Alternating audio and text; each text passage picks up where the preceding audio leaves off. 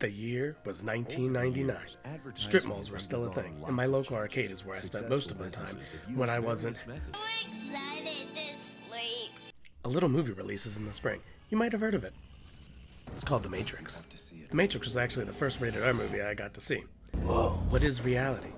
I know kung fu, bullet time, leather, giving people the finger.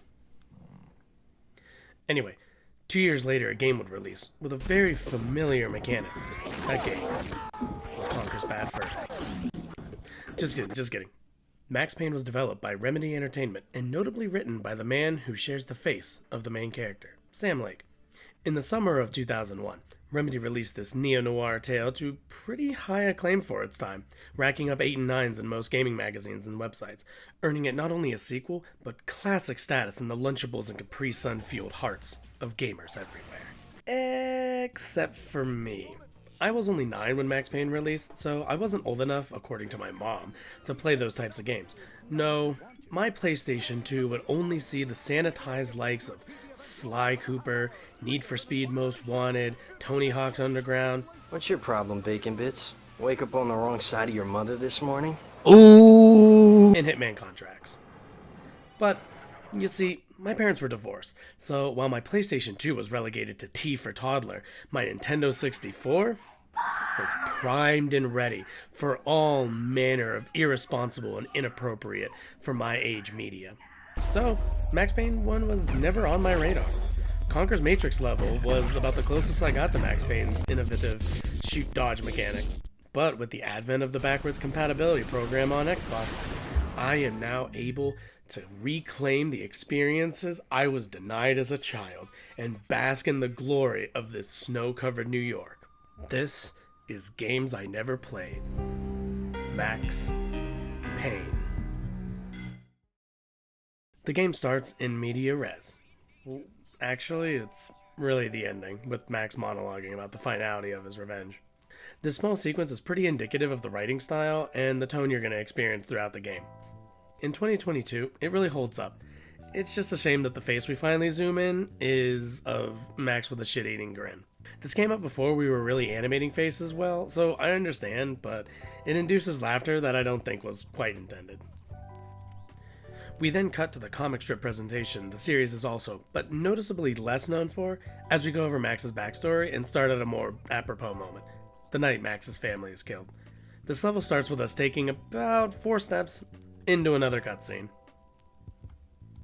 Oh, I should also mention, I played Max Payne 3, so I'm familiar with some of this, but I do remember the cutscenes being a particular thorn in people's sides, how frequent they are and everything, but after playing the original, I kinda think that might have been on par with the rest of the series, because these comics are numerous. Anyway. Max gets a call from who I think is supposed to be the lady from the ending. I'm honestly not sure. We proceed through the Payne residence and are treated to some pretty creepy imagery and sound design. We kill our first villain and, oh no, the baby's dead. We clap the next guy and, oh no, the wife's dead. Oh God, no, please, Michelle. Oh, but I gotta say, this sequence is pretty effective. I've always liked how games from previous generations really needed to rely on tone, atmosphere, and sound design to get across what they couldn't in visual presentation, and older titles like this are great examples of that. So Max does his best, and we cut to 3 years later. Max has joined the DEA, and we pick up with him as he's meeting a handler while he's undercover. Getting off the subway, I thought I'd try to meet my boy Jimmy the Grape, but Max persisted with wanting to see this Alex fellow. We come across some New York City mobsters executing someone in broad fluorescent daylight. So I try out the shoot-dodge mechanic, and Jesus, these controls. Nope, this will not do. Where are these controls? Honestly, this is the one thing about older games I can never forgive, these ridiculous inverted controls. Making our way through the station, we shoot a few more guys on the set of the Neo Smith fight scene, and find Rory Kinnear hiding in the locker. We escort him to open a security room for us, and for whatever reason, he decides to stand right in the door to get shot. Oh well. After the cutscene, I rush forward and dodge through the door. It's closed. It's also not a proximity door, something I'll fall victim to many times during my playthrough. And as the door opens, I shoot dodge and try to pay the killer back with a bullet. He's gone. From diving heroically into the couch and proceed to the room where everyone actually is and waste a few more mobsters. The game enters a cinematic camera while the last guy falls back to his death, and man, these facial expressions on these guys are great. After pressing a button, me trying to dodge under something I was supposed to jump over, and killing a few more henchmen, we stumble upon some guys in the middle of their bank robbery. Except, someone forgot the detonator. I thought you'd bring it. You were supposed to bring it. Yeah, right. We get the detonator and proceed to rip off the elevator explosion from the Matrix, and meet with Alex. After wondering aloud for far too long about Jack Lupino, that dirty casual from the end of Scarface shows up and shoots Alex. We head to, and I gotta be honest, my least favorite level. The hotel. The Finito brothers are about the best thing about this section. Their voice acting is superbly bad, but it saves the rest of the pretty drab level. We make our way through the hotel hallways and in and out of apartments, shooting mobsters the whole way through. One thing that I've liked about this game so far is the interactability of the world. You can interact with all sorts of random objects, and it really lends a sense of tangibility to the world they built. From there, we end up outside and do a bit of shooting up a pawn shop, get confused as to where to go, and end up back in what I think is another hotel. Honestly, forgive me, but I couldn't be asked to pay attention during this level. Except for this weird broadcast in this apartment. It says, Mirrors are more fun than television. that's mirrors are more fun than...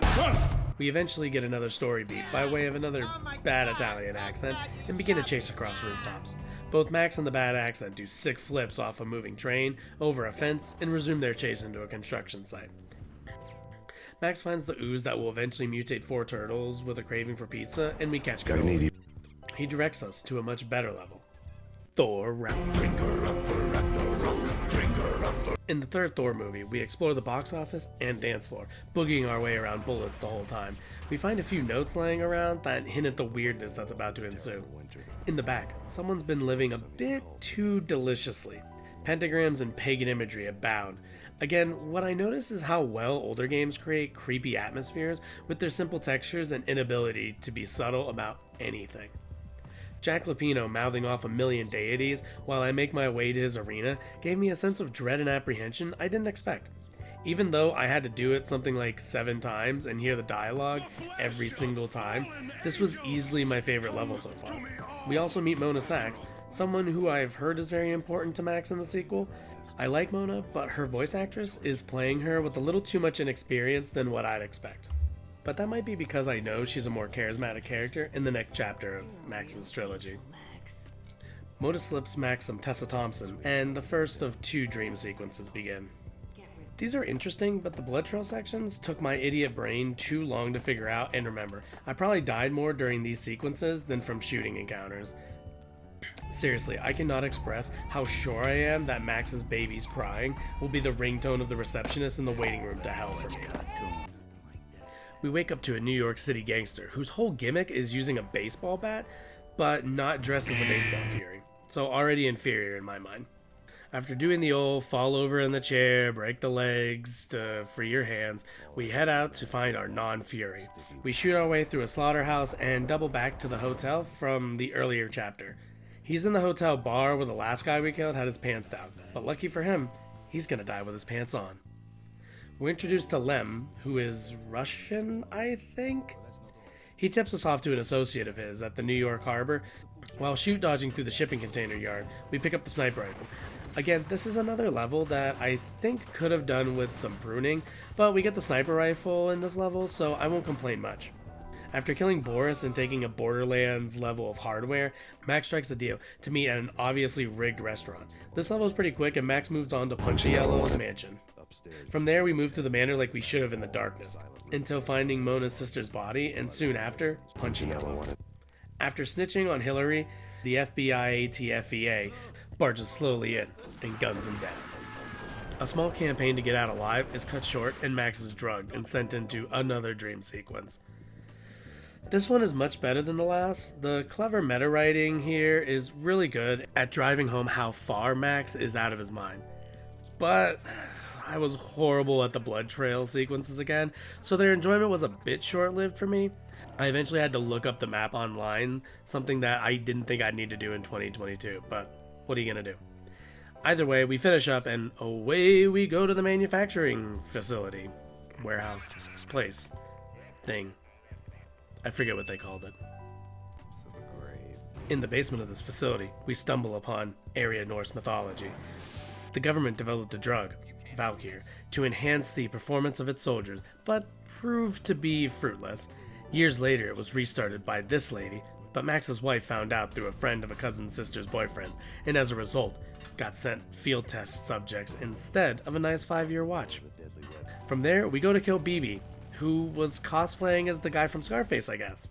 This level is immensely skippable story-wise, but actually pretty fun, so I'll allow it. Max gets a call from a retired Chris Jericho, and we're summoned to Congress to join the Inner Circle. He explains that this lady is Michelle Horn, and that she's the president of some military-industrial manufacturer that's been developing Valkyr. Unfortunately, their meeting gets broken up by gunfire by the FBI ATFEA, but the main guy, Woden, just respawns right after. Not sure what happened there. Finally, we've come full circle to the large, intimidating building from the intro. The main lobby is pretty clearly based on the Matrix's lobby scene. This level is basically a gauntlet. Enemies are everywhere in the halls, corridors, escalators, elevators, scaffolding, walkways. These guys are everywhere. We even got RE4's classic laser hallway a few years early. I guess I can't call it REs anymore, can I? We run into Mona and exchange compliments, until the guards decide we've seen enough of her and should buy part 2 if we're so obsessed. Moving on up, I keep missing the red lasers in the elevator, but eventually head to Horn's office and to the final shootout. And that's what's weird and vaguely refreshing about this game. There really is no final boss confrontation.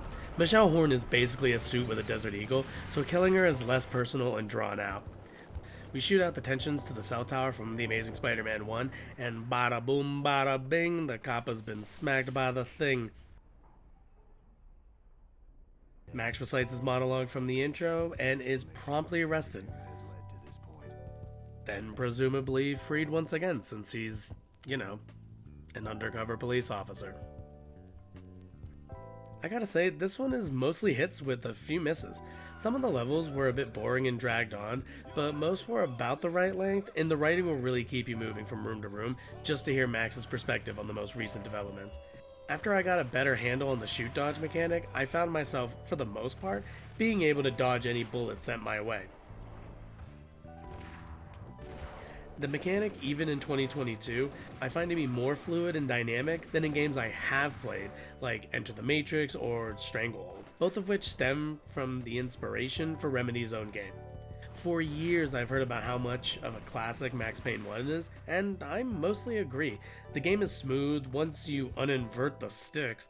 The levels are varied, and the writing is either great or so hilariously bad that it wraps back around to being endearing. I think Max Payne more than deserves its classic status in the industry and stands as a great example of the diverse creative works possible in the medium. Since its release, there's been multiple sequels and contenders to the crown, but I'm not sure anyone has gotten the formula quite right. Max Payne? More like Max Pleasure.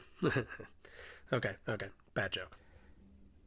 Hi there, is me without a script. I just really wanted to say thank you, and if you made it this far into the video, I really appreciate you. I made this stupid video over my quarantine, and yeah, my voice is probably pretty bad. Apologize for that, but yeah, I guess subscribe for content whenever I can get it out on here, and just really appreciate your time, so have a nice night.